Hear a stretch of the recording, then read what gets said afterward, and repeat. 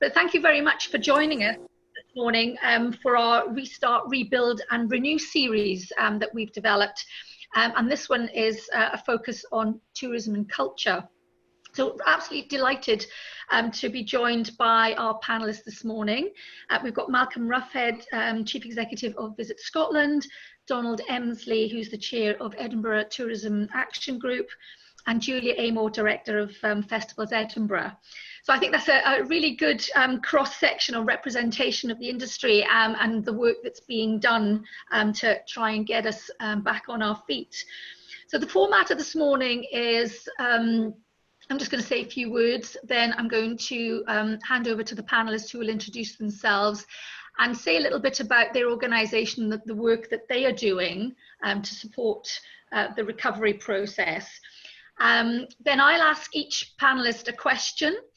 And also I think if anybody in the audience want to come in after the panel has answered, please stick your hand up because we're trying to get this as interactive as possible. Unfortunately, can you put your electronic hand up, because with nearly 100 on the call, it's really hard to track who's waving at us. So if you click on your participants button and put your electronic hand up, we will try and bring you in. Brilliant, there's a thumb up already. And then after that, we can open up to a wider discussion and Q&A. But even if you haven't got a question, if you just want to share your experience through this and how you've been impacted, it's really important that we hear from you guys so that we can potentially lobby government for more support, or some of the recovery planning can be adapted so that we can take into account how people, what support people need. So hopefully we should get a really good discussion on the go. So before I hand over to the panelists, I just thought I'd kind of just give a couple of words to put Edinburgh into context, and particularly the tourism sector. So we're all aware of how much Edinburgh, probably more than many cities, benefit from tourism. Until recent events, it was the second most visited city in the UK, second only to London. 4 million, over 4 million visitors, 1.9 billion revenue to the economy, 36,000 direct jobs, and potentially 4 times that number through the supply chain. So it has been a hugely significant sector for the economy. And yet, as a result of the COVID pandemic, we've seen it totally decimated. I think estimation of $1 billion of revenue lost by the summer, 18,500 jobs. So it is taking its more than its fair share of pain. And Edinburgh itself, it's gone from almost full employment, just 2.9% unemployment, to 7.9%. I think that's the highest unemployment level since the war. And sadly, it's the under 25s and females who are 2.5 times more likely to become unemployed in the city. So that's something that we need to address as well. We mentioned earlier the airport. I mean, the airport's gone from one of the fastest growing airports in Europe, I think 15 million passengers last year. Gordon suggested it would probably be less than 5 million this year. And we're going to hear from Julia about the festivals later. I think the festivals being cancelled this summer has been a massive blow. And I think a bit of a wake-up call on how important the festivals are to our economy. Something like 200 million for the city and 300 million for Scotland wide. So a massive contribution and also a massive loss. So as the Scottish Government starts easing up the restrictions with their kind of roadmap to recovery, and businesses of all sectors are really hungry to find out how can they start planning and preparing for reopening. And of course, we've got to do this safely and compliant with government guidelines. So, a lot of support will be needed. I know City of Edinburgh Council, they're working on their recovery strategy, adaptation and renew. And then a subset of that is the Sustainable Economic Recovery Plan, which really outlines and starts looking at the kind of economy we want to invest in together for the future. And you know, an economy that's a lot more focused on inclusion, zero carbon, a greener, fairer economy, and how we can all play our part in that. And I know we're going to hear more from Donald around the work that ETAG's doing to support SIG. But SIG, which is the Strategic Implementation Group for the Tourism Strategy for Edinburgh, is kind of the lead organisation at the moment on how we can start planning for recovery. And ETAG has been doing a phenomenal amount of work supporting that. So I think kind of that really, I guess, puts a little bit of context to what we're facing as a city. So I'm now going to hand over to our panelists. If I can ask Malcolm first, if you could just say a few words to what you're doing with Visit Scotland and some of the plans that are in progress. Okay, thanks very much, Liz, and good morning to everybody on the call. I suppose the easiest way to explain it is we've been working through a 4x6 grid. So if you think about the top, that's very much the government's respond, reset, restart and recovery phases. And then underneath that, within the organisation, we've got 6 key areas that teams are working on. So the first one was very much about business advice and signposting. And there, in terms of the way that we've been doing that, very much like this, hosting a series of webinars from the various directors within the organisation about their own areas of specialism, but also trying to make sure that all the information that we get is sent out to the industry. So every week we send out 10,000 emails to our partners. And the whole purpose of that is to make sure that everybody's on the same page so that we all know the same thing. And we try and fill in the gaps wherever it's possible so that we don't actually fill them ourselves with opinion rather than fact. Because if there are gaps, then we all know that, you know, that vacuum does tend to get filled. But also we've been calling directly to individual businesses, trying to help them signpost their way through some of the funding opportunities. And to date, I think we've had just about 3,500 individual conversations across the country. And of course, not everywhere is the same. Some places are facing slightly different issues. But we've also been talking to trade bodies and associations. I think you mentioned about Gordon and the aviation industry. So clearly there are areas of expertise. So the likes of UK Hospitality has been very active in terms of looking at what the conditions would be in the reset phase, what the guidelines and protocols would be. And that's as it should be, because they are the operators at the sharp end. They know how they can implement it properly. And clearly that guidance and advice to both UK government and Scottish government is very important.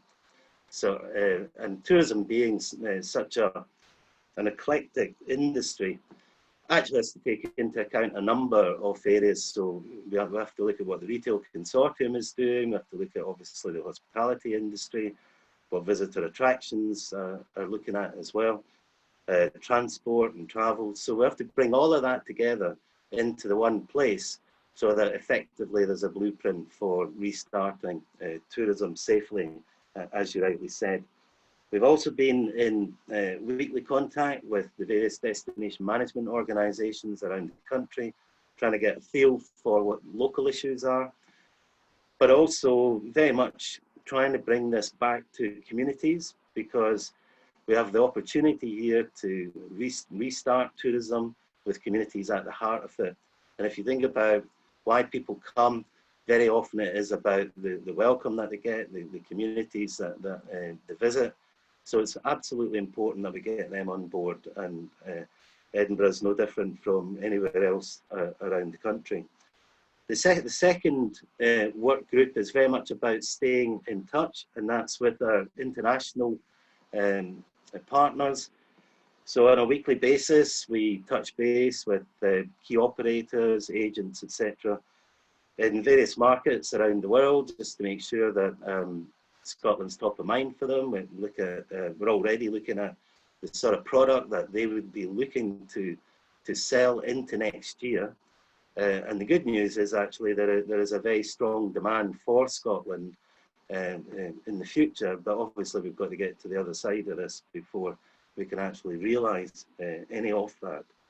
The third group is the marketing, so communications to consumers, and that's very much under a kind of working title at the moment of Dream Now, Travel Later. So again, it's trying to make sure that people are inspired by a visit to Scotland, but obviously explaining that they can't come at the moment. And as we move through the phases, that messaging will start to harden up towards actually welcome back, but we're a wee bit away from that just at the moment. The next phase that we're working on is very much about research tracking, sentiment tracking, and international monitoring. So looking at what other countries and destinations are doing. Some have obviously ahead of the curve in terms of where they are in moving towards recovery. So it's actually been able to look at what the impact of their decision making has been on their own industry. Now, right now, it's still a little bit early to say because they're only just, some of them, opening up. And I think what will be really telling is over the next sort of 2 to 3 weeks. But again, the sentiment in terms of when we do our social media scraping is very positive towards Scotland. And many people are actually saying that all they've done is postponed coming to Scotland, not cancelled coming to Scotland. So that gives us hope moving forward. Then Visit Scotland also chairs the Scottish Tourism Emergency Response Group. I can talk about that a little bit later if you like, but it was set up at the very beginning and has been around for almost 20 years. We set it up in the first year actually when I joined Visit Scotland, when 9/11 happened, and intermittent intervals throughout the last 20 years, we've actually had to recall it. And it's effectively bringing all the organisations and the industry together around the one table so that we have a joined up, cohesive plan going forward. And that, again, so that everybody is aware of what each other's doing so that we can mutually collaborate and avoid duplication. And then the final bit, which Julia's part of, is the Events Advisory Group. And it was very clear that actually the events industry didn't have the same voice that perhaps the rest of the industry had. And we're very keen to understand the impact on not just event organisers, but also the supply chain. And that has now led to a group that will be chaired by Peter Duffy from the SEC. And I think it will only bring benefit to the overall events industry, which, as we know, is incredibly important, not just to Edinburgh, but also to Scotland as a whole. So that's where we are at the moment. I get myself off mute again. Thanks very much. Actually, that was an amazing kind of overview of the work that you've been doing. Very busy few months, no doubt. And maybe we can pick up some of those points through the discussion, particularly the STIRG action plan would be great. Donald, can I ask you to come in now and talk us some of the work that ETAG's been doing, please? Thanks, Liz, and yeah, thank you for the invite today, and hello to everyone, and thanks for joining us. If I just, before just explaining what we've been doing, it might be helpful just to a quick recap on what ETAG actually is, because it's quite a different organisation from other organisations around Scotland.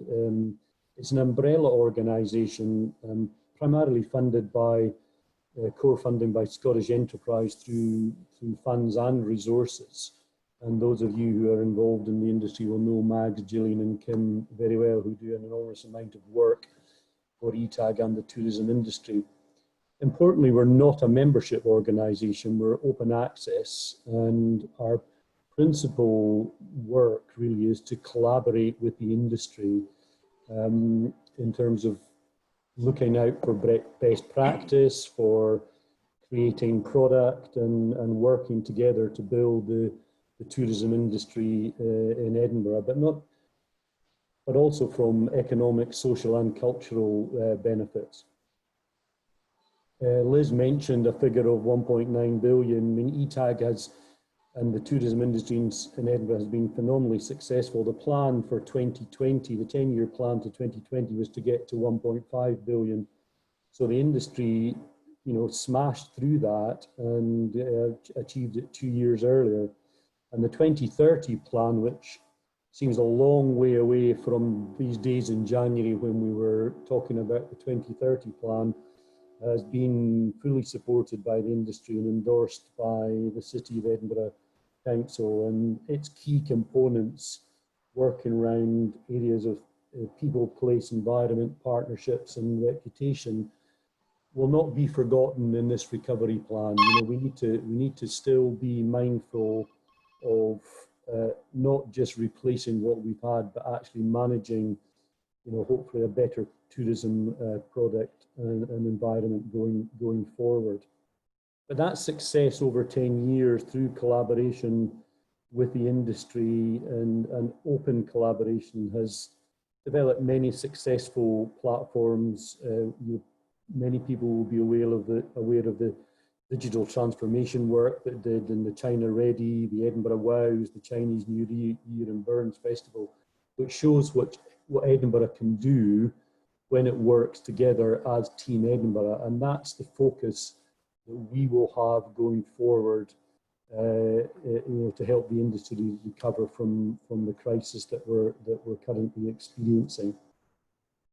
What we've been doing, you know, since March, since the lockdown happened, was working with the industry in terms of what needs to happen, what lessons can be learned from other areas and other countries, and a bit like Visit Scotland, we've been working on a recovery plan which was initially resilience, reboot and recovery, and resilience was about helping the industry go through that checklist of where they can go for immediate support, which has happened. We're beginning now to look at the reboot section, the second phase, and what we've done effectively is we've created a recovery plan which has been endorsed by the full ETAG group and also the SIG, which Liz mentioned, which is chaired now by Adam McVeigh, the council leader, which is incredibly helpful that we've got engagement from the very senior politicians in Edinburgh and also the senior executives within the council. And we all sit, the SIG will effectively work as the board looking at the recovery plans that ETAG and the industry are putting forward. These plans are in 5 key areas. There's a lot of work going on at the moment about creative development, so that we're looking at creating a campaign using existing material, and that's readily available, so we don't need to reinvent the wheel, and that we're using material that's already there. It might need to be repurposed, but this creative development is creating a platform that the whole industry can use and adapt in its own communication to its own networks and its own customers. And that work has already started, and there's an audit going on to locate and identify all the material that's required and is available. There's a lot of work going on in foresight and phasing, and this is an incredibly exciting part of the work, which is involved with Edinburgh University and their digital innovation department. And we've got 4 projects that are up and running. Two of them will have immediate impact. One of them is about working with all the data that's available about the tourists, who have been in Edinburgh before, who are searching for anything to do with Edinburgh, which markets they're in, what their profile's like, and when are they going to be ready to travel to Edinburgh. Because the important thing about all of this is that when we start to communicate, it must be the right messages at the right time for the right market. And I'm very aware that I'm talking to Edinburgh Chamber of Commerce and a local business community, and we see very much the first market that will return will be the local market, followed by potentially the domestic market, maybe the Scottish domestic market first, then the UK and the international market coming further down the track in the other phases. They're also looking at a project to develop virtual walking tours in Edinburgh, using information that's available and using some students from Edinburgh University to develop these. They're looking back across financial data over the last 20 years to try and identify businesses that succeed and fail in crises, which might help us direct or help the city and UK government, the Scottish Government, Visit Scotland and Scottish Tourism Alliance direct resources to industry, but also very innovative work looking at the flow of visitors round the city. And I know that Julia is involved in this from the festival's point of view and events from Visit Scotland. But that information about how tourists flow around the city using data from mobile phones will help create a safe environment for tourists when they come back and understand how they move around the city. And Josh from Edinburgh University, who's leading all these projects, is working with a team of epidemiologists from Edinburgh University on that particular project. So that's very interesting and exciting developments and fantastic collaboration with the Department of Digital Innovation up at Edinburgh University. We're also doing a lot of work with PR and media just to involve stakeholders, and events like today, we're getting out and about, spreading the message and making sure that everyone knows what ETAG is doing to help and support the industry, what the SIG is looking for, trying to build collaboration and working groups together to ensure that everybody's involved through this Team Edinburgh approach about how we can recover. Interestingly enough, part of the 2030 strategy was to engage with communities. And if you think back to January, how Edinburgh was experiencing quite a backlash from communities, and the words like over-tourism were being used quite frequently. Sadly, we're not going to be facing over-tourism in the short term, but we felt it was important to involve community organisations in the work that we're doing. And community organisations will be part of the SIG going forward to make sure that that local voice in Edinburgh is heard as we begin to build the plan, the recovery plan, and look to the future of the Edinburgh tourism market.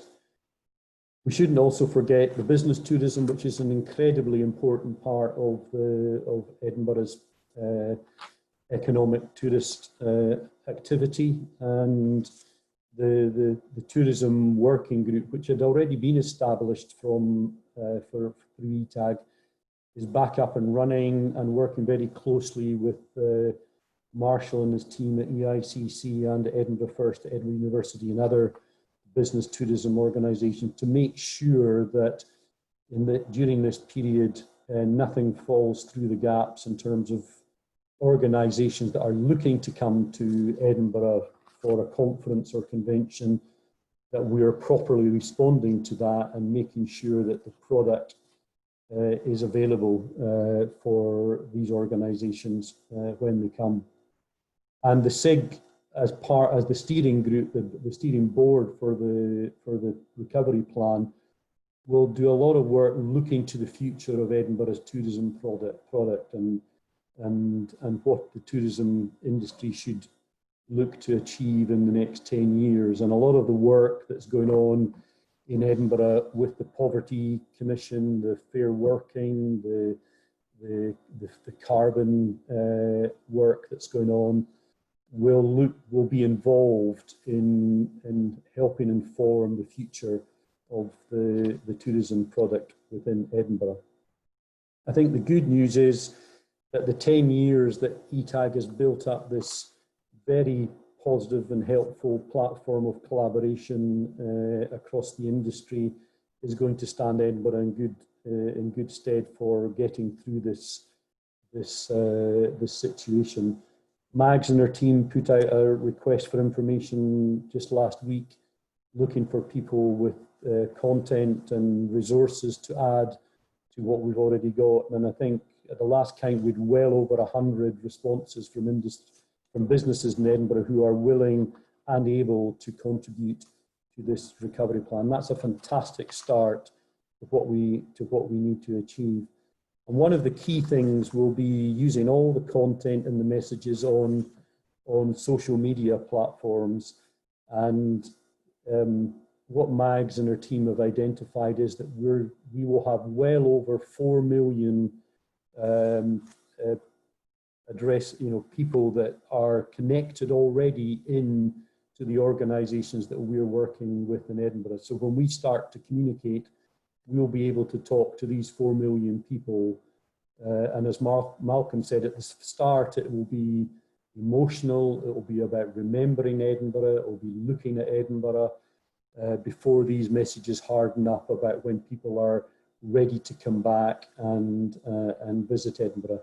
But the first port of call for us will be to look to the Edinburgh citizens and the communities in Edinburgh to get back out and rediscover their city, be a tourist in their own city, and look to go and visit parts of Edinburgh that perhaps they haven't visited for a few years or haven't visited at all, but to get people out and about in their own city to help local businesses open up and be ready for the future. Thank you very much. Thank you, Donald. Again, kind of very thorough overview of the work that's been happening. And I'm sure we'll pick up a number of those points in the discussions. If I can just now bring in Julia, if you could just give us a bit of an overview of the work that you've been doing, and certainly, not just with your organisations, but the whole supply chain into the festivals as well. Again, we can pick up a lot of that with the Q&A, but if I can just hand over to you just now. Thanks, Liz. And hi, everyone. Thanks very much for asking me to speak.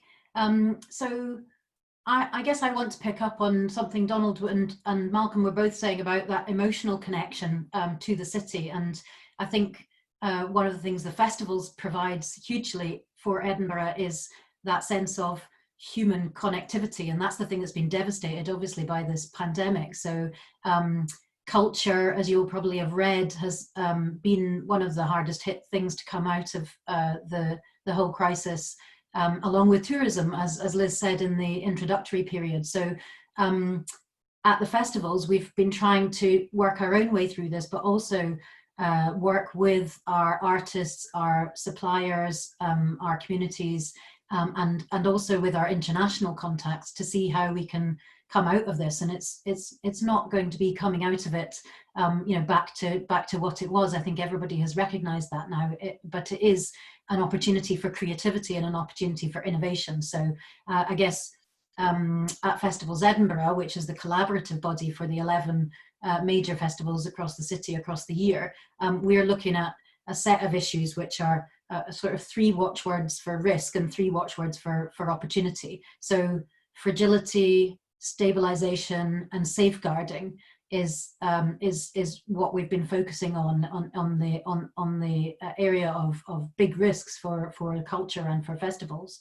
But then through opportunities, we've been creating lifelines through culture, looking to unlock those live experiences again, and looking at the innovation agenda for future resilience and future recovery with all of you as our local partners. So Festivals Edinburgh, for those of you who don't know the organisation, is the collaborative body that was set up just over 10 years ago to help bring the festivals, which are independent operations, together around collaboration themes, things like marketing the city as the world leading festival city that it absolutely is, and working with ETAG and others on that, and Visit Scotland.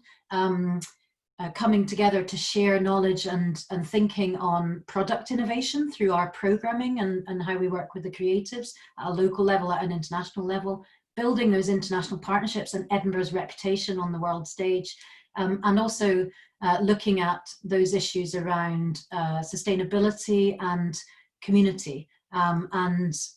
People might be familiar with some of the work the festivals were doing during the 70th anniversary year and beyond on connecting up kind of local communities and local creatives with those amazing international artists that we welcome every year to the city. So all of that is something that was quite a shock to have to say, would not happen in the same way in 2020. And we're really conscious of the impact that that's going to have on the whole ecosystem of businesses and communities and people whose lives are enriched and livelihoods are enriched by the festivals in normal years, and have been for 73 years. This will be the 73rd year since the launch of the festivals in 1947, and the first one where we will have no festivals presence in the same way that we're used to. So I'm really pleased to say that the festivals are still working very hard, not just to stabilise themselves and offer those lifelines to the businesses they work with through honouring contracts, through prepaying commissioned work with artists, through planning for what they can do digitally. But they are also thinking about what kind of offer they can have in the meantime so that people can keep that virtual connection to Edinburgh. So it might be useful to go through each of our festivals and where they sit. I can see some friendly faces, friends and colleagues from the festivals on the call. So when we get into the Q&A and discussion, please jump in and let us know what you've been up to. Of course, the spring festivals were the first to have to cancel. So the Science Festival and the Children's Festival were right in the teeth of this wave and this storm. But Science very quickly turned around an online offer, which was designed around their program and made available just as schools were closing, and is still up there so that people can use that as a way of enriching their children's learning. The Children's Festival, which is a small festival, so if you don't have a family, you might not be familiar with it, but it's incredibly internationally renowned, and it has one of the largest international delegate programs of any young people's theatre festival in the world. And so it has retained some of that professional delegate program, and also some really interesting one-to-one creative offering, where a very talented local cellist will kind of sit with you and your family and then will write a piece for you. So I think that's quite an interesting model of how we can think about reinventing cultural connection and added value for people when we can't be together.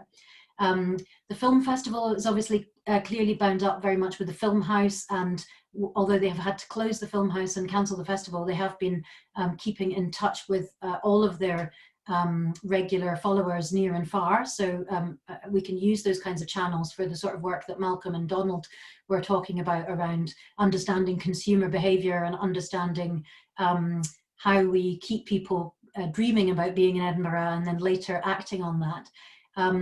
The Jazz and Blues Festival has quite a flexible model, with obviously individual musicians already quite used to giving tutorials and so on online. So they're doing a lot of work online, and later in the year, they've had a year-round offer for the last couple of years. So later in the year, I know they're hoping to see what might be possible in communities across the city.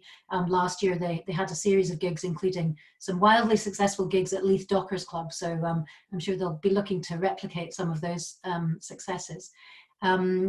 Then we come into the August season, which is obviously the absolute peak season. And International Festival and the Fringe Festival and the Art Festival are all looking at, they're really not having a festival in the same way at all this year, but they are all looking at what might be possible by way of keeping the idea of the festival alive symbolically during the month of August. And it really all depends on what are the unlocking rules going to be at that point. We don't know where people are going to be able to pop up, whether people are going to be able to pop up, how people could do socially distanced little performances that might connect with local communities, but might be subject matter for much wider campaigns that we could all get behind. And obviously the Tattoo, with its very big stand build, had to decide at quite an early stage that it wasn't happening. And it's getting a new chief executive, as some people might know, just in a couple of weeks' time. So Major General Buster Howes will be taking over, and it's a very challenging time to take over, but I'm sure he'll build on the amazing work that David Alfrey has done around the tattoo as a symbol of Edinburgh, and a way that people from around the world can kind of recognise and connect with our city, both where they are through the tours that the tattoo has done in the past, as well as through the signature event of the tattoo, which is here in Edinburgh. Moving into the autumn period, the Storytelling Festival, which happens around Halloween time, is the first of the festivals that hasn't had to announce cancellation. And they will be making an announcement later this month about hoping to be able to use outdoor spaces very much for their season this year. They have been connecting into the Year of Coasts and Waters theme, and also to the landscapes of Edinburgh and the communities of Edinburgh. And this is very much what the Storytelling Festival does. So I think we're very lucky to have that coming back in the autumn, and I'm sure we will all want to use that as a way of exciting local residents and day visitors, if we can at that point, if not others, about the kinds of ways that the city can be really animated by our amazing events and festivals. It's going to take till the summer, I understand, for there to be decisions about what happens with Edinburgh's Hogmanay 2020 for obvious reasons. I mean, as Malcolm said, no one's got a crystal ball and no one can predict where we're going to be at that time in terms of unlocking or a possible further winter wave of the virus, or where we might be then. So we are holding fire at the moment. Planning for all sorts of different scenarios for the winter, but also looking obviously to 2021 and how people might be harnessing this kind of innovation to come back with events which are adapted to the sort of social regulations that are available at the time, but also perhaps make the best of a hybrid between co-presence and a live experience at the same time as a digital experience. The festivals believe extremely strongly that digital is not a replacement for live, and that there's been shown to be a real hunger through this whole lockdown period of human connection and being together and having that thrill of the live experience. So whatever the future looks like, and it won't look like the past, we will be hanging on to the fact that we are the world leading festival city, and we have those amazing assets and those amazing strengths, and we've got a lot of support from all of our stakeholders and funders to try and reinvent that for the future. Thank you very much, Julia. Amazing overview there. Fortunately for me, our speakers have probably answered the questions that I was going to ask. And as time is kind of passing, I think it's probably best if I skip the questions I'd planned to ask and go straight to the audience, because I think it's really important that we hear from you. You're the people who want to ask the questions and maybe want to share some of your experiences. So we've got a couple of questions that have been sent to us, which I'll start with. I'll bring people in, and then maybe we can open it up. As I say, if you want to ask a question, you can either do it through the chat, or if you want to put your hand up, Emma will bring you in. So if I can bring in Roddy Smith, Chief Exec of Essential Edinburgh. I think he's got a question he wants to ask. Yeah, morning everyone. Hi, Roddy. Morning. I agree with Donald that the short-term priority is definitely our residents and then domestic, but I don't think we can hide away from the longer-term issues. So this question is probably more directed at Malcolm, and it was great to hear he said there's still strong international demand. So what do we have to do to promote Edinburgh and Scotland to the North American and Far East market when international travel can return? And secondly, how important is it to have a functioning and effective DMO in the city to make that happen? Well, I think if I answer the first bit, with the markets like North America and certainly out of Asia Pacific, we've seen huge growth. I think the American market last year grew in value by 30%. A lot of that was also down to route capacity and frequency, which I'm sure Gordon would have, sort of enlarged upon. So the demand that we know is in the States. The issue that we don't know is quite numerous. I mean, in terms of will there be quarantine, won't there be quarantine? Are they allowed out the States? So what's happening there? So the timing is the big issue for us. It's not actually about will there be demand? There will be demand, Roddy, and we know that.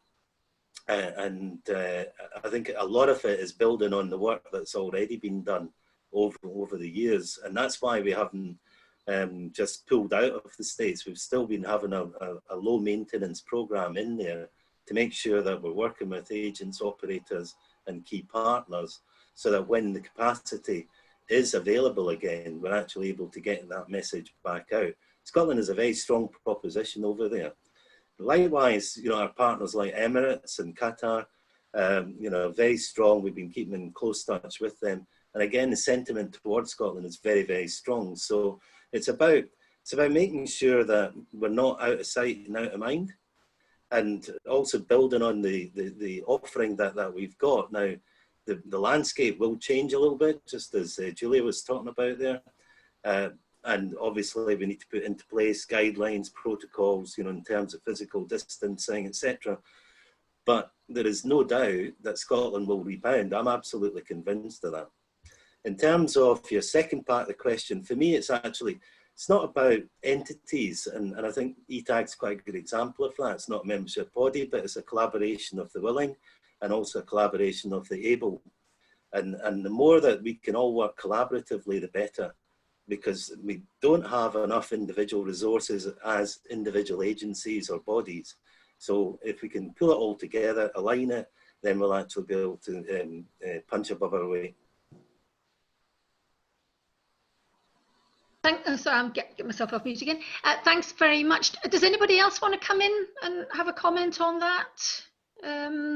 Liz, if I can comment, I said that the first focus we'd have would be on the hyper-local market, which is actually, I think, is the right approach for us. But Roddy's right. The international market is hugely important. It's 40% of the tourists into Edinburgh from overseas, and while we're not in control of that, because the government will set the timing for when both governments, the Scottish government, the UK government, also the governments from the departing country will allow travel. We've just got to be ready to receive them when they're willing to travel, and I think that brings me back to the very important work that the data-driven innovation project with Edinburgh University.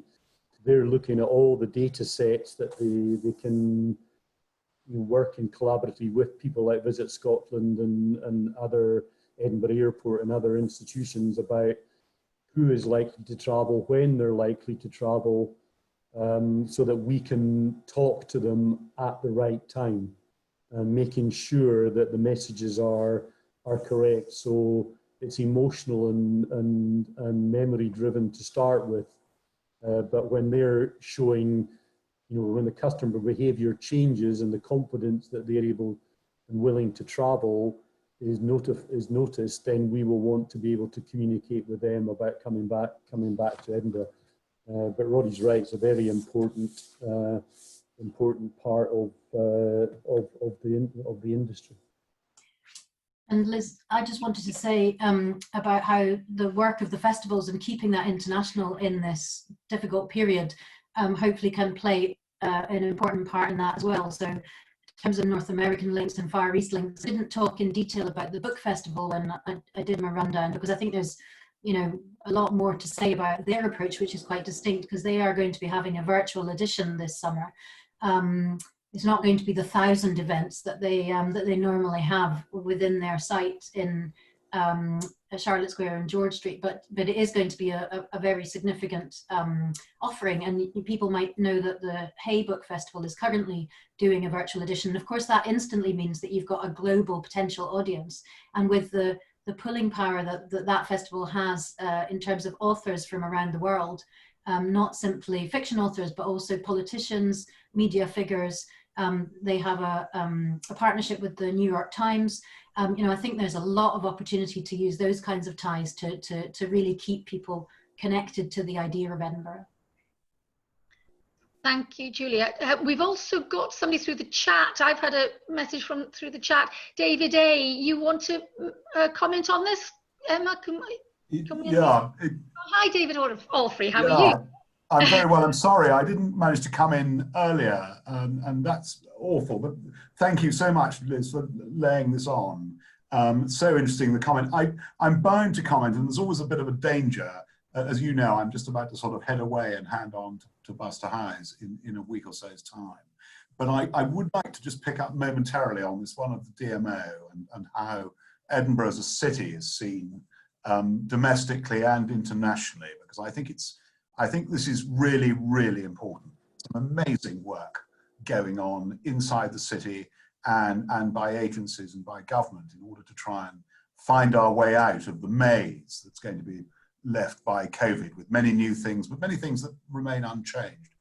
I do worry, and have worried for some time, about Edinburgh's external personality as it's seen in the media and as it's seen in some quarters. And there's a very brisk dialogue going on in the city at the moment, and it's been going on now for about 2 years, which reflects Edinburgh's mature position as a tourist destination, both with the benefits and the potential pressures that brings. My own conversations around the world, and then by no means a sort of, they're no means a sort of a litmus of this, would suggest that our audiences, our external audience, are slightly concerned about what Edinburgh's personality is, and that its internal conversations with itself have, I think, coloured our international brand a little bit. And I think that there are quite a lot of visitors who, gosh, this is an interesting place to go as a destination. Perhaps it's not all beautiful architecture and lovely things. Perhaps the residents of Edinburgh really don't want to see us. And I think there is a real challenge for the city, for the city's leadership, for the city's industries. And I know this work is going on to make sure that the character of Edinburgh is correctly and cleanly portrayed. And I think there is a need for greater coherence in our city branding and our branding as a destination. I also, by Malcolm's great challenge, of course, there is no bucket of resource that you can sort of hurl at this, either from a national Scottish perspective or indeed from a city perspective. But there is so much talent in Edinburgh that is at the moment trying to deliver a singular view of what our amazing city is. And I think that's a really big challenge, because if we allow our internal conversations and our internal frictions to prevail through the end of COVID, there will be others who will take advantage of our not having a coherent view of ourselves, and they will differentiate and be competitive. And I worry about that dreadfully. Thank you for making that point, Dave, because I think it's a point very well made. I see Roddy wants to come in here. So I'm trying to be fair and let everybody else speak instead of me. So I'm going to bring in Roddy. And I also know that Julian Slatter from Dickson Travel wants to comment on this as well. So Roddy first, then I'll bring in Julian.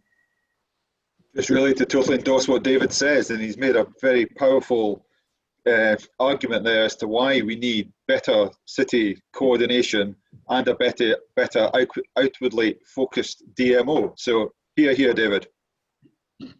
Okay, thank you.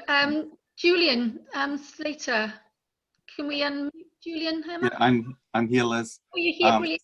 Welcome. Yeah, thank you. Really good discussion. I think just from a travel agent, there's not many independent travel agents left in Scotland, and we are very aware that the quarantine, the 14-day quarantine, could kill the industry if it's not relaxed very, very quickly. And we also sort of read people like Tom Kitchen and other people who are saying how difficult it is for small businesses, small restaurants, etc., to socially distance and be profitable, etc. So, you know, one of the problems we see, you know, one is consumers need to have confidence to travel, to come to Scotland, to travel to other countries. You know, Emirates are not going to fly to Edinburgh if it's all inbound. We need outbound as well, you know. So we need the government to support the industry, which we don't think they're doing at the moment. We'll find out later today whether they're going to relax the quarantine, but we need to know the future. We don't need to know that in 3 weeks' time they're going to maybe do it. Someone will be dead. But also, you know, we need to make sure that when people come here, that there are places they can go. And if only 3 people can go in a restaurant that's designed for 20 people, you know, we have to question whether the 2-meter rule is scientifically right, or whether it should be 1 meter or 1.5 meters, as other countries are doing. And I think, you know, the danger we have in Scotland is that the industry that we had won't be there because people will not be able to afford to lose money or carry on. We've refunded lots and lots of people. So we've had 6 months of our business taken away from us that we've, you know, been trying to make money for, because it's all gone back to people, even though we've had to pay overheads and staff wages for that time. But we need to have confidence going forward. And, you know, the quarantine has to get relaxed very quickly. And we need to know what's going to happen with maybe with air bridges and things. Otherwise, people will not have the confidence to carry on. And it's just, you know, with Visit Scotland, you do have a trade part to your website, I've noticed. But we also need to look at how we sell. We're normally more outbound. We need to look at working with Visit Scotland and other organisations in the UK for people who are going to stay at home this year. But it is a challenging time for us all. Absolutely. Thank you for that, Julian. And I think it's really interesting point, though, something you said about people will want somewhere to go. I think this is the issue of timing, because we need to make sure that the city's ready. You know, there's talk that there is definitely demand, but there's no point in promoting the city and bringing people in if the castle's still closed and the restaurants aren't open, and, you know, the visitor attractions haven't yet opened, because you're then promoting a city where people have got nothing to do. So I think, you know, that collaborative approach and timing and making sure that we all understand what we need to do as a city is really important. So I see that Kat Brogan has just sent a chat to come in and comment on this. Can I bring you in now, Kat? Hi there. Yes, thank you. Hi, folks. I thank you to all the panelists so far. I would pick up on what Brigadier has just said and absolutely agree on both points. I would like to turn them into questions, though. Your kind of first point was about leadership. And I'd like to ask the panel, who is the leader? As a city, who's the leader? Who's the boss? Because just now we need to fall behind and follow, challenge, hold accountable, support a leader. And I'm not entirely sure that's clear. There's a great deal of collaboration, which is fantastic. Energy, will, support. You mentioned the coalition of the willing, Malcolm. But we need clarity, I think. So I'd firstly ask who's the leader, who's the boss? And the second question is something that's been mentioned by absolutely everybody, and that's a community. And the need to recalibrate the city and put the community first. So my question there would be, again, to the panelists and indeed to everybody, how do we reconnect with our community that is Edinburgh? Because firstly, they will be the first customers back to support us. They are our flag bearers to tell our story to the world. And when the recovery comes, they will be our employees and fundamentally set us as an authentic, quality place to live, to work, to study. So question one, who's the leader? And question two, how do you suggest we reconnect with our communities? Anybody want to come in first? Shall I bring you in first, Malcolm? Pick on you, Sam. Sorry, do you want to come into Kat's question there? Or actually, should I bring in Donald first? Because in fairness, with Donald kind of being very focused on Edinburgh, I think it might be appropriate to bring Donald in first. Thanks, Liz. And it does. I was going to come back on what David said, which hopefully might answer Kat's questions. If I can deal with Kat's point about the community, as part of our 2030 strategy, we wanted to, community is very important, we wanted to engage with the community. I think the industry did realise that the community is so important. You know, the vital ingredient in Edinburgh tourism market is the fact that it's a World Heritage Centre and people live in that.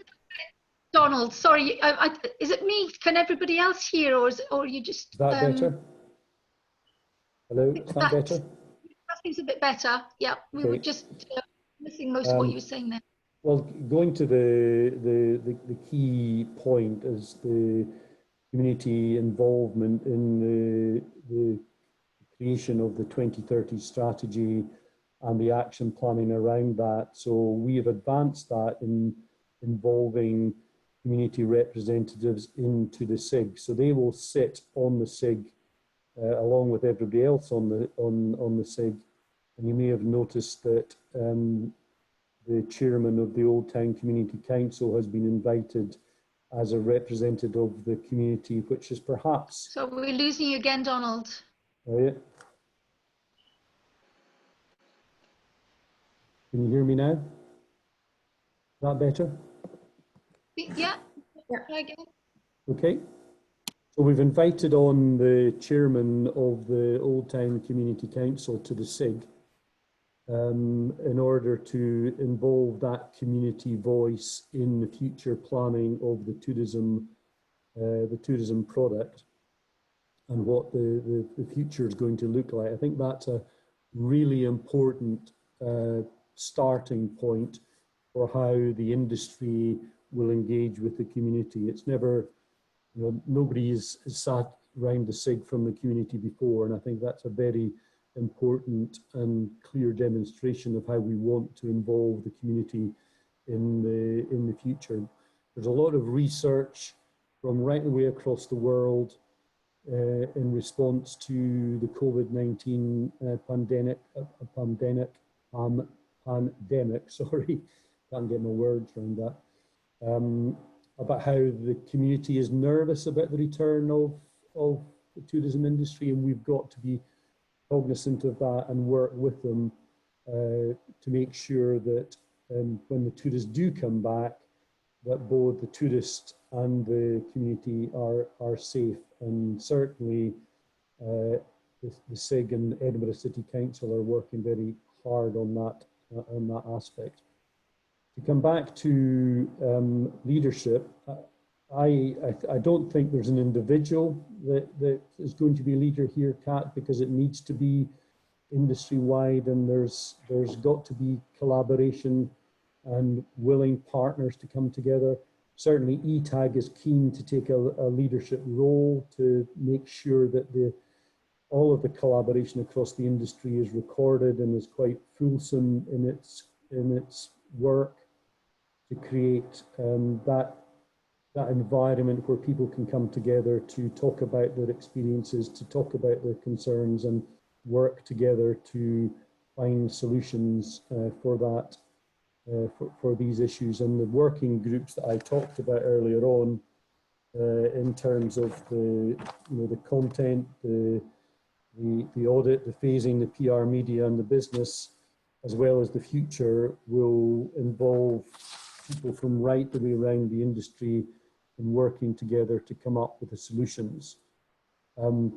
Just to go back to David's point about the external audience and that you're worried about the internal conversation, one of the ideas that we have got in terms of creating content to be able to be communicated around the world is getting locals to provide, local citizens and communities themselves to provide content that we can use to distribute across all of our social channels.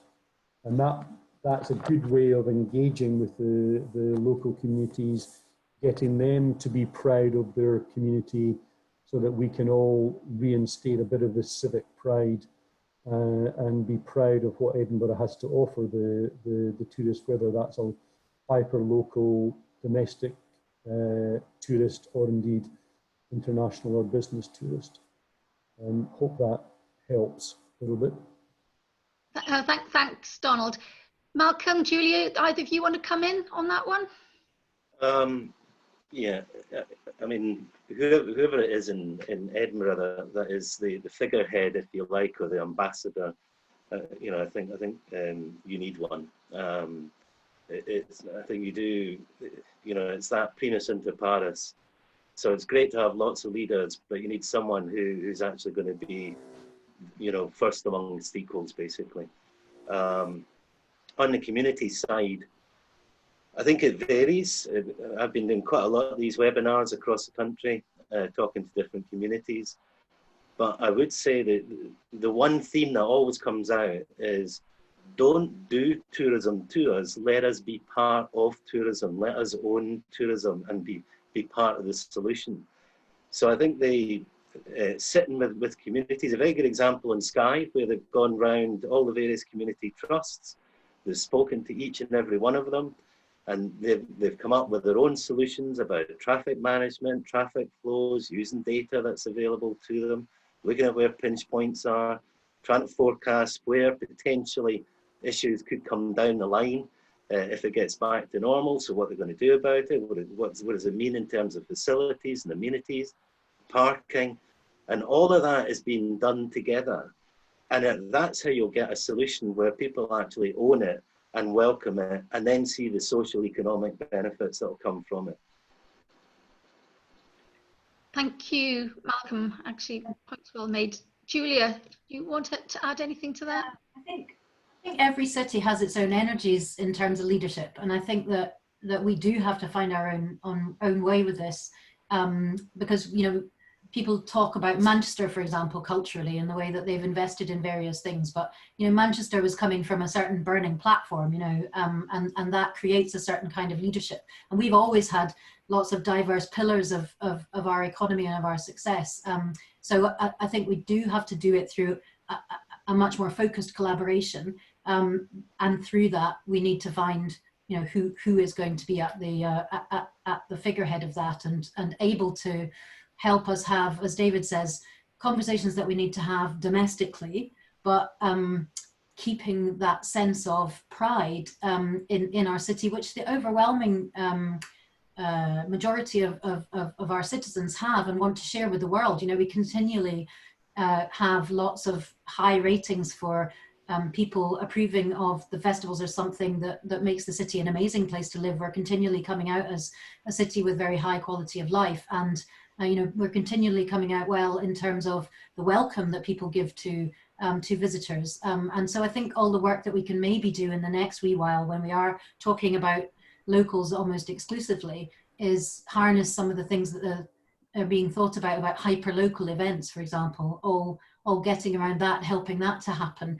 But also for the festivals, it's very important also to go where people are, but also to make people feel that they belong in their city centre as well, and that is for them as well as for people who visit. And so these kinds of integrating activities that I hope we can bring forward through the work that Donald and Dika Tag are bringing together, I think will help us to reconnect with that community agenda.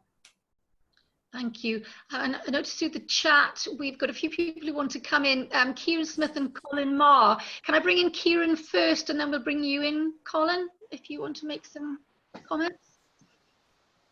Yeah, thanks, Liz. Thanks, everyone. Really enjoying discussions this morning. My question, lots of the little impacts around my question have been answered, but I think I kind of daily conflict between fear of what's coming and then the need for jumping on opportunity.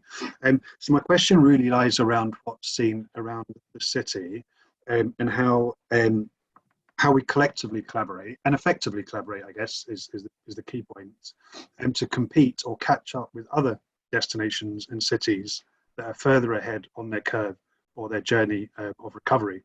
For example, Amsterdam's, Dublin's, or closer to home places like Newcastle.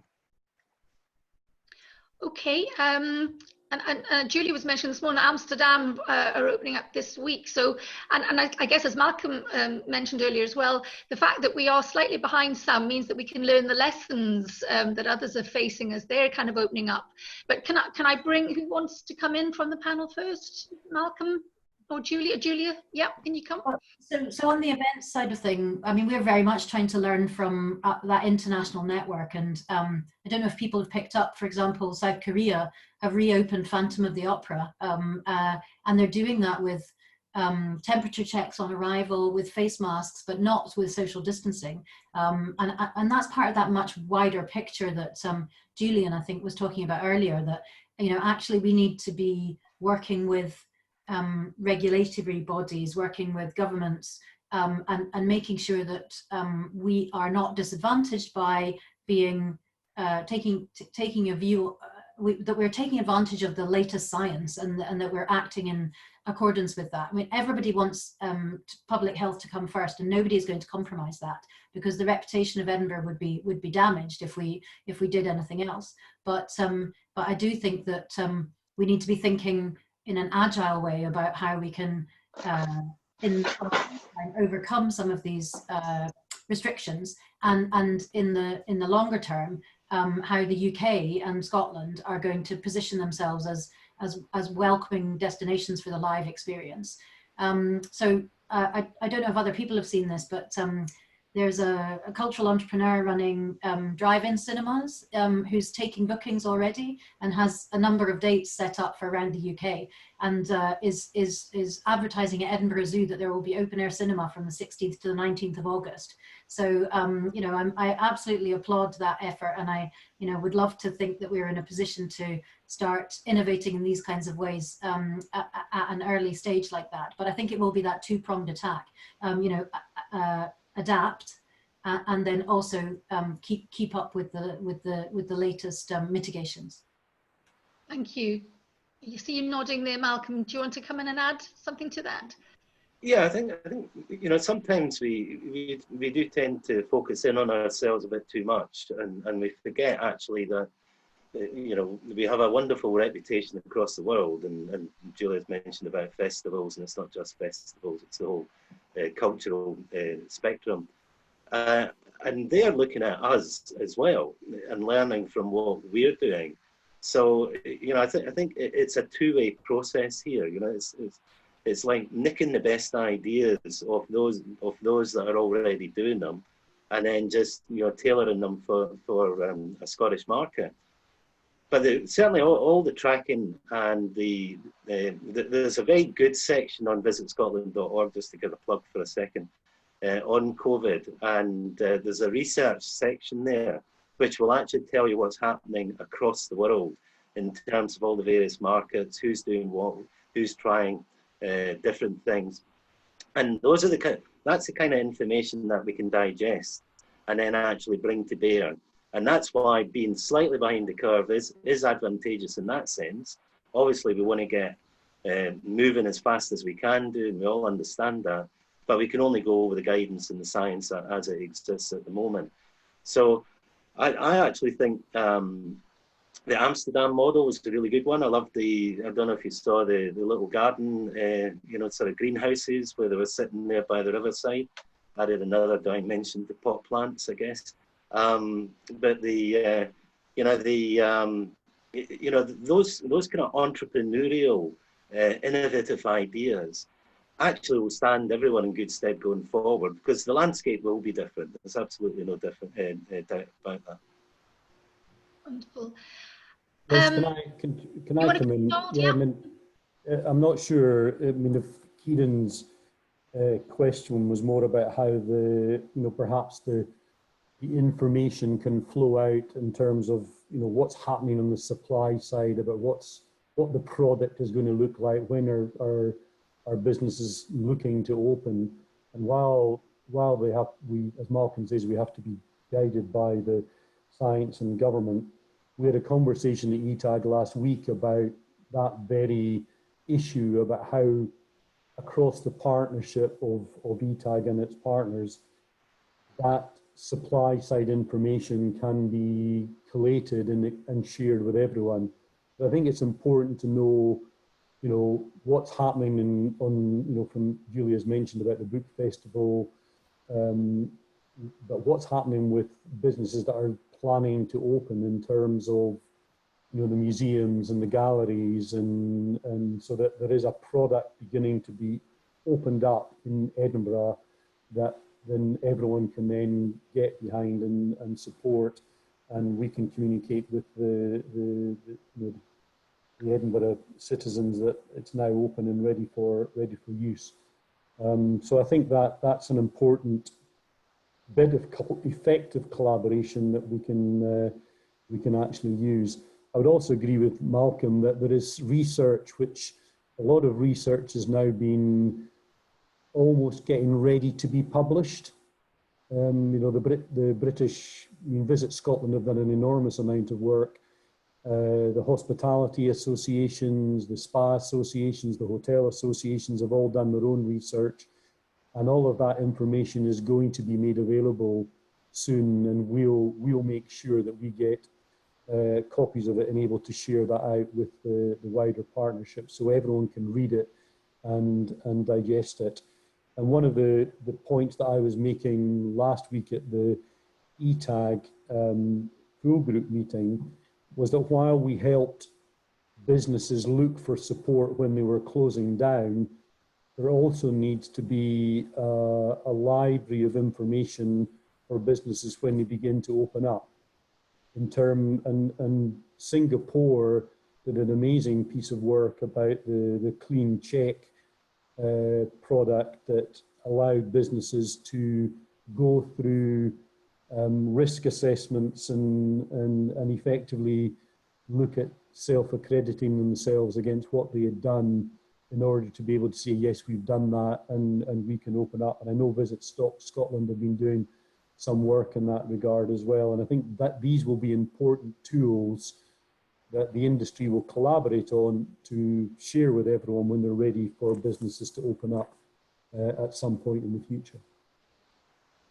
Thanks for that, Donald. Gosh, the questions are coming in thick and fast, and I think we can probably only fit in two more. And I mentioned Colin Marr, and I know Fiona Doherty from Stagecoach is keen to ask a question, so we'll try and fit two more in, and if we've got time, there's a few others. But can I bring Colin in, please? Yes, thank you, Liz. And my question might be quick because the panel have picked up on a bit of it already in their last answers.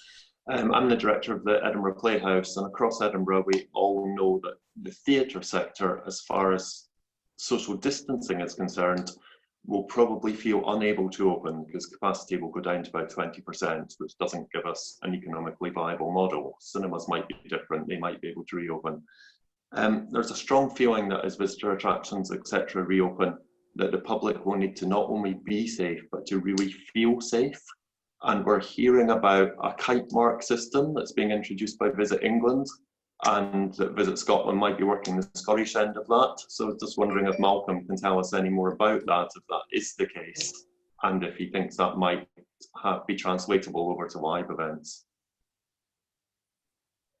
Sorry, I thought I was on mute there for a moment. Wish I was. Now, let me see. It's a good question, Colin. It's actually not a kite mark. I think we need to get away from that. Kite marks are like corgi rentals and that sort of stuff. I mean, my understanding is this would be self-certification, and it'd be based around health and safety guidelines, and businesses would would basically say we are following the guidelines and protocols that the various industry bodies have recommended. Now, I think there's still one or two points of clarification around that. How would it be implemented? Who's responsible for it? How would it be policed? What happens if people claim to be, following the guidelines, but they're not? So the concept, I think, is absolutely right. It's spot on. People want to know. They want to feel safe. And there already are, certainly in the hospitality side, and I saw Richard's on this call, so he might want to talk about it, but there are already programs in terms of cleaning that various hotel groups are introducing. So Accor, Marriott, people like that, which is a kind of, it's almost like a trust us badge, that we are following, the best hygiene recommendations, World Health Organization recommendations, etc. So I think that there's going to be a real need for that reassurance. So how you actually do it, I think, is going to be an interesting one. But you're absolutely spot on that trust is going to be key here, because people are hypersensitive to what this is about, and no wonder. For 12 weeks we've been telling them about the dangers of not physically distancing. So now we're actually going to try and get them back to the other side, which is saying it's okay, as long as you follow these particular rules and guidelines. So there's more to come on that. I know the various, Riddlebrain from our side is leading on that particular conversation with Visit Wales and Visit England, and hopefully over the next sort of couple of weeks we'll come to a position with a recommendation. But then it's got to work for the industry. There's no point us sitting in a dark room trying to pretend that we've got all the answers. Thank you. Julia, do you want to come in quickly on that one? I know you've sort of put something on the chat, but do you want to add anything? Yes, the chat, I think, was about a different point about using public spaces, but Colin's absolutely right. The theatre sector, probably more than any other, is very critically affected by the social distancing regulations as they currently stand. You can imagine the venue the size of the Playhouse and somebody in the middle of row F wanting to go to the toilet, so it's something that discussions are going on at all levels to get recognition, and I think there is recognition politically that these are critical assets, and that they are among the last to come back. So we're looking at all sorts of measures that we can lend our weight to, about that would help see people through the period that they can't be open for, and then help everybody adapt to what comes next. A lot of that will be regulatory, but a lot of that, as Malcolm says, will be around best practice and showing the best practice is being put into place. I don't think any of us have got the answers yet, but I like the piece that I saw. David Gregg, who's the artistic director of the Lyceum, was in The Guardian yesterday saying, yes, if you were going to design something that would be badly affected by a pandemic, it would be a theatre. But also, if you were going to design something that would help us to come out of the pandemic and be a source of inspiration and wonder and joy, and somewhere that people could get together and reconnect with each other, which there's a real human hunger to do, it would also be a theatre. So I do think we need to crack that one. Brilliant. Thank you very much, Julia. Fiona Doherty, hello there from Stagecoach. Hi, Liz. Sorry, myself off mute there. Thanks. I think, I'm coming in from a different sector, but obviously really interested in what has been said this morning. So thank you, everybody, for all your contributions. I think, I agree with Malcolm. I think the Scottish tourism economy will absolutely bounce back. I think it's back to that question of when and the timing of it. And we talk about restart, rebuild and renew. I wonder if this is a time to redesign as well. And I think, to Kat's point, I think it's how people work together to actually help some of that redesign, and reassuring that, like Julia is saying about the book festival and using technology to make that happen. I think there will be a period where actually those sorts of things are really critical. I totally agree as well with what Donald was saying in terms of the local market, the Scottish domestic market, the UK market going to international. I guess my question is, and this is not to end on a low, but you know, as I say, absolutely clear that we will get that growth and we will get back. It's about how we work through this, and our job as leaders is to do that. But do you have a feel for how the businesses that are involved in those markets will survive or won't survive over the next 12 months, and what they may need to help them do that? Because, you know, I think one of the challenges with the government is they think that you can turn the tap on after you've turned the tap off, and that's very difficult. And I think there's a reality that we need to understand. So it's a question of, you know, if you look at that unemployment figure that Liz is quoting at the start, how do you see that going over the next 12 months while you get back into that growth phase? That's a brilliant question, Fiona, one that I was kind of thinking about earlier. Who wants to jump in and attack that one? Oh, Julia, good for you. Maybe it's easier for me because we're a specific subset of an industry, so we've been thinking and working with the representative bodies on some of the measures, and there are people like I think Malcolm mentioned UK Hospitality Creative Industries Federation and Association of Leading Visitor Attractions. People might have seen that they came together last week to jointly make a representation to the UK government about the position of culture and tourism and the fact that it would be last to come back. So although everybody's got a slightly different ask, I think there are some strands that are similar to, around ongoing flexibility about support, maybe under the furloughing scheme. But given that tourism businesses, for example, not all of them will be able to come back and start paying people full time again if they've had absolutely no income coming in for 6 months and no prospect of that income coming in for further months. What can be done about that? In our sector, there's a huge worry about content for next year, which is our product, cultural content. How do we get investment in a pipeline of creative content that's going to come forward, which means that a 2021 season could actually happen. There's also the issue of self-employed people and freelancers, which I know is particularly big issue in the creative industries, but also affecting other tourism sectors, and whether there's at a stepped down level, because I think everyone recognises that we can't keep using the public finances as to pay our wages, but at a step down level and a focus level, what does critical infrastructure look like, and how do we retain it? And that includes skills and livelihoods as well. And the final thing that we are talking about a lot is also a kind of the stimulus measure of reduction in VAT. There's obviously a precedent for that in 2010 across the whole economy. But if we recognise that these sectors are coming out late, then could there be a specific fiscal intervention for culture and tourism, which would also kind of reward innovation and reward growth and get people back on that path of demand coming back as well? Thank you, Julia. Time is getting tight. Do either Malcolm or Donald want to come in on that one? The only thing I would say was echo something that Malcolm said earlier on.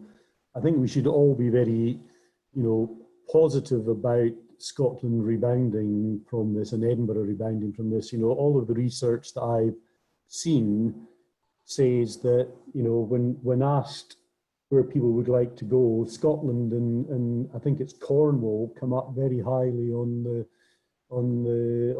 people's agendas. So I think there's going to be demand there from people who have been visiting us before, but also demand from people who want to come and visit us perhaps for the first time.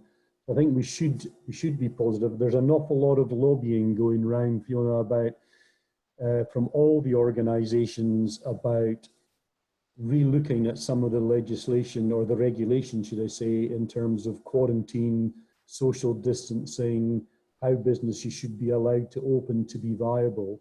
And I think that's, if there's a message that I could give to everyone who's sitting on the call today, it's for us all to lobby through our own associations to make sure that the regulations are seen to be sensible and practical, as well as being safe for the staff and the guests and that come to visit us. But we have to look to get open effectively and as quickly as possible for some of these tourist organisations to get some income this year to survive through the winter to next summer.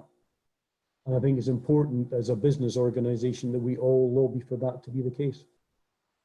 Absolutely. Thank you. Malcolm, very quickly, do you have any final words to add? Yeah, I think the focus right now is on helping businesses as much as we can do. And that's to get them to the other side. What we've then got to be doing, and what we are all doing, is looking at what does the other side look like, and what will it look like, and what is the support that those businesses are going to need going forward. Now, there's no straight answer to that because every business will be slightly different, and that's where the audit has to come into place so that we can actually see who's able to open up quicker, because it will be phased. It won't all happen overnight at the same pace, and we see that anyway from the timeline. But the more that we understand about the challenges that individual businesses face, then the more focused our ask of all, it's not just national government, but of everyone can be, and the greater the chance is that we'll actually get that support. I think that's kind of very good point to finish on. Thank you very much for that, Malcolm. I'm aware that time has kind of run out, so everybody needs to get probably onto their next Zoom call or their next meeting, as we seem to be doing these days. Just a few final words from me very quickly. I thought that was a fantastic discussion. Loads of comments through the chat, which we will try and capture. And maybe we could send something out as a summary, Emma. But I guess for me, what was really interesting about the discussion, about 3 weeks ago, we had the chief economist from the Royal Bank of Scotland give us an overview of the economy and where it was going. And he said there were kind of 3 key pillars to economic recovery. And that was policy, adaptation, and demand. And listening to the conversation this morning, that's completely mapped onto our sector. We talked about policy, so that kind of regulation, whether we quarantine, rebuilding confidence, making sure we come back safely, those policies are absolutely critical for us reopening businesses and reopening the sector. The adaptation piece, we talk about a changing landscape, as you just said, Malcolm. Nobody knows what's the other side. So how do we get there?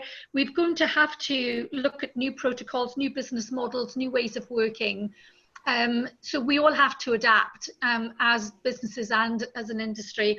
And then that final piece, demand, reassuring to hear that the demand is there, that, sort of all the, was it the sentiment tracking that you talked about, Malcolm? Yeah. That demand, and as Donald just said, Scotland and Cornwall are coming very high up there in terms of profile and interest to the customer base.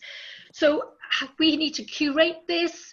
As David Alfrey said, how do we make sure that we've got that very positive message, that cohesive message of us as a city? And then how we come together to make sure that we can fulfill that demand in that world-class way that we're so well known for. So yes, definitely run out of time. Thank you very much. That was a brilliant conversation, brilliant contribution from the panelists, and wonderful that you've all joined us today, and hopefully see you very soon at the next one. So have a great day, everybody. Thank you very much.